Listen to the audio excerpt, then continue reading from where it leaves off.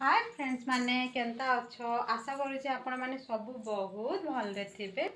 Smiley Anju lifestyle के आपण मान के सबके स्वागत करुचे।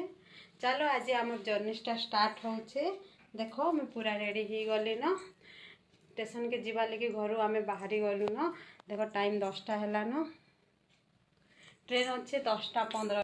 स्टेशन टा आम घर बहुत दूर नहीं न बस 5 मिनट रास्ता है। चलो आपको मुझे देखा देखो अभी आम घर बाहर के बाहरी लु और स्टेशन पूरा देखा जाऊँचे। स्टेशन ने आसी ट्रेन लगी अपेक्षा करूँ।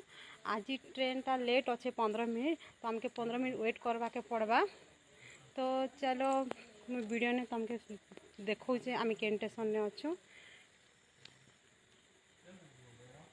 फाइनली सांग मैंने आम ट्रेन चढ़ी गलु स्लीपर आम टिकेट कन्फर्म होइछे। चलो आम सीट नीचे आम बसी पड़वा। तभी नाइट होचे तो आराम से रेस्ट करना सकाल।